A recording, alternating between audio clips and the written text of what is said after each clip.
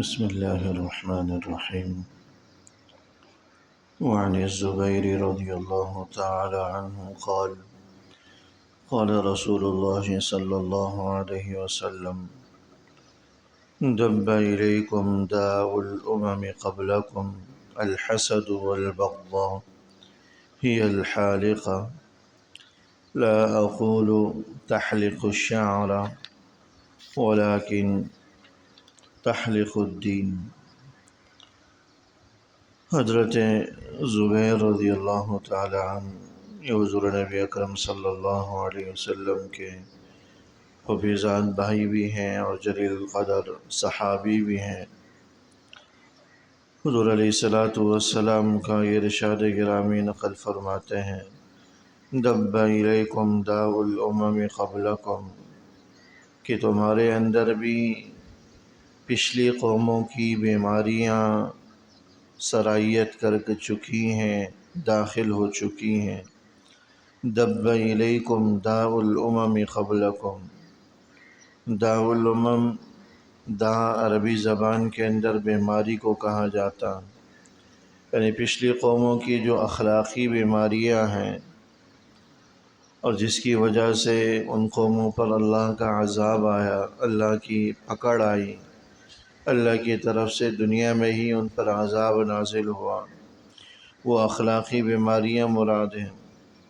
فرمایا کہ جو پچھلی قوموں کی اخلاقی بیماریاں تھیں وہ تمہارے اندر بھی داخل ہو چکی ہیں، وہ تمہارے اندر بھی سرایت کر چکی ہیں۔ الحسد والبغضاء، حسد کی بیماری اور بغض اور نفرت کی بیماری، یہ پچھلی قوموں کے اندر بھی تھی،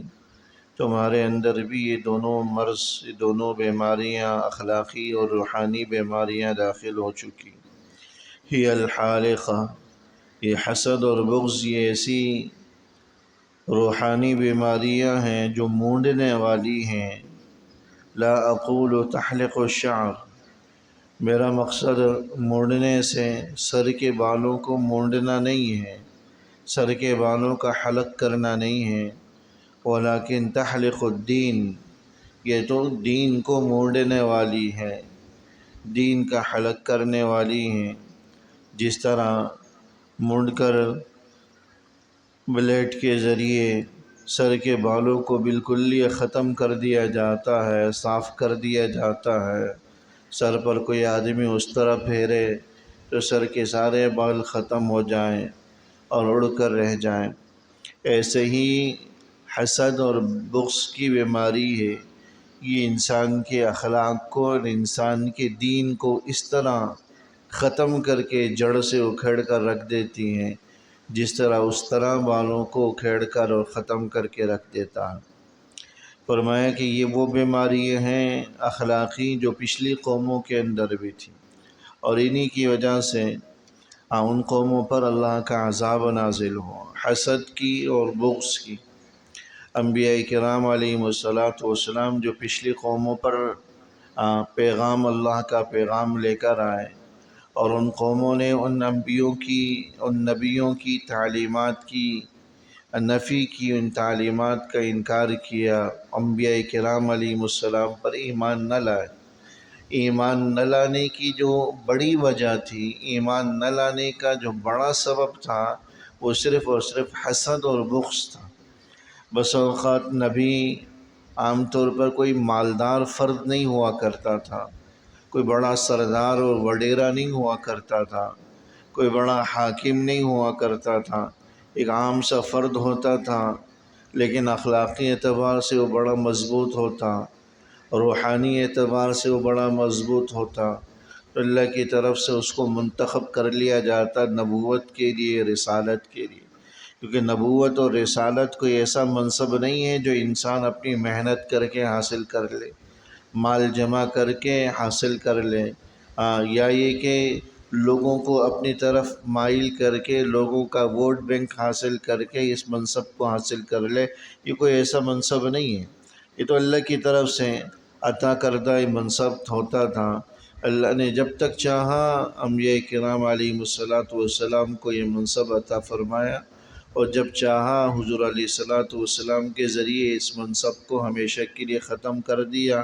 اور حضور علیہ الصلوۃ والسلام کو خاتم النبیین یعنی آخری نبی بنا دیے۔ تو اللہ کے فیصلوں پر کوئی اعتراض نہیں کر سکتا۔ آج کوئی اعتراض یہ نہیں کر سکتا کہ نبوت کا سلسلہ کیوں ختم ہوا،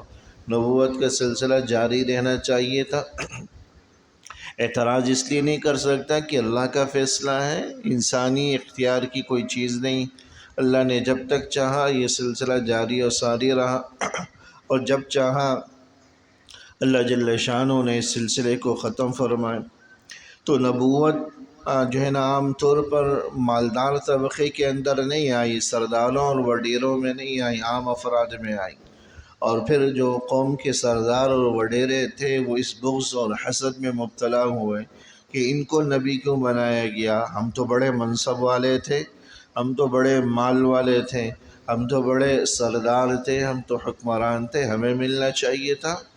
حضور علیہ الصلوۃ والسلام کو نبوت ملی تو مکے کے سرداروں نے تو یہی بات کہی تھی کہ اللہ نے اس منصب کے لیے اس کو کیوں منتخب کر لیا، مکہ اور طائف کے بڑے سرداروں میں سے کسی سردار کو کیوں نہیں منتخب کیا۔ تو یہ بغض تھا، یہ حسد تھا، جس کی وجہ سے انہوں نے نبیوں کا انکار کیا، انبیاء کا انکار کیا، انبیاء کی تعلیمات کا انکار کیا، کفر کے مرتکب ہوئے، جب جا کر پھر اللہ کا عذاب ان قوموں پر آیا۔ تو انبیاء کرام علیہم الصلوۃ والسلام کی تعلیمات کا انکار کا بڑا سبب یہ حسد اور بغض تھا، جس کی وجہ سے اللہ کے عذاب کی وہ لپیٹ میں آئے۔ حضور علیہ الصلوۃ والسلام نے فرمایا اس حدیث میں کہ یہ مرض،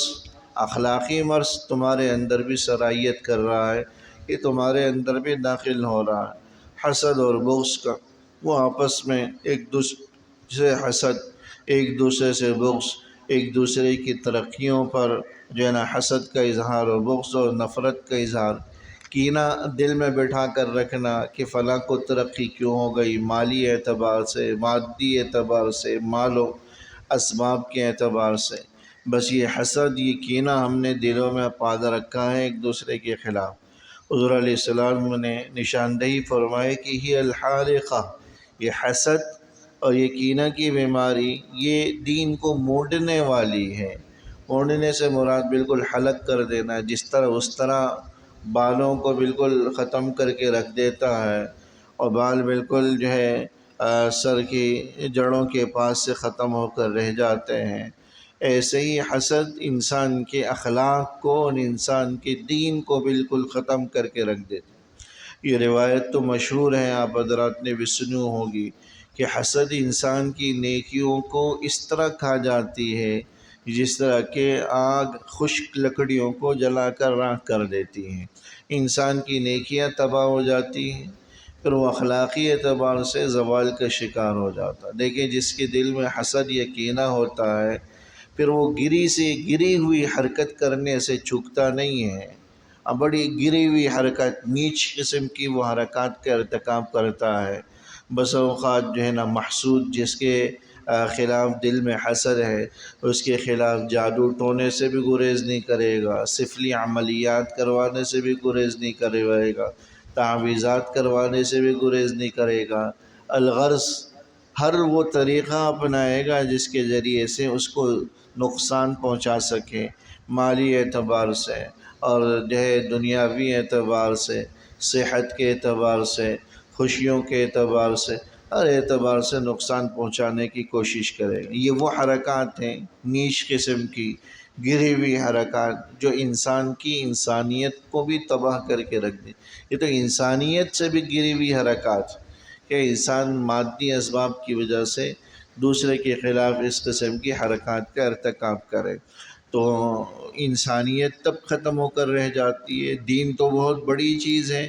دین تو اس سے پہلے ہی رخصت ہو کر رہ جاتا ہے۔ جب دل میں حسد آ جاتا ہے تو پھر اس قسم کی حرکات کا ارتکاب ہوتا ہے۔ حضرت سلیمان علیہ السلام کے زمانے میں جب حضرت سلیمان علیہ السلام نے لوگوں کو جادو اور سحر سیکھنے سے منع فرمایا، اور اس کی بنیادی وجہ یہی تھی کہ جادو اور سحر عام طور پر حسد کی وجہ سے جادو اور سحر اور اس قسم کی سفلیات کروا دیے جاتے ہیں۔ اور اس کے ذریعے میاں بیوی میں، اولاد میں تفریق کرا دی جاتی ہے، انسان کو مادی اعتبار سے، دنیاوی اعتبار سے کئی طرح کے نقصانات پہنچائے جاتے ہیں۔ جب اس قسم کی گری ہوئی نیچ حرکات کا ارتکاب کرتا ہے تو اس کا دین اور ایمان محفوظ نہیں رہتا، کیونکہ حدیث مشہور ہے کہ مسلمان تو بس وہی ہیں جس کے ہاتھ اور زبان سے دوسرے مسلمان محفوظ رہیں۔ تو جب حسد اور کینے کی وجہ سے اس قسم کی گری ہوئی اور نیچ حرکات کرتا ہے تو اس کی وجہ سے دوسرا مسلمان محفوظ نہیں رہتا اور اس کا ایمان اور اسلام ہی رخصت ہو کر چلا جاتا۔ تو یہ سبب بنا حسد اور کینہ۔ اس لیے حدیث میں فرمایا کہ حسد اور کینہ یہ مونڈنے والی ہے، ہلاک کر دینے والی ہے، یعنی انسان کے دین اور انسان کے اخلاق کو بالکل مونڈ کر تباہ کر کے رکھ دیتی ہیں۔ اللہ جل شانہ ہم سب کو صحیح سمجھ نصیب فرمائے۔ ربنا تقبل منا انك انت السميع العليم وتب علينا انك انت التواب الرحيم وصلى الله تعالى على خير خلقه محمد وآله وصحبه أجمعين آمين برحمتك يا رب.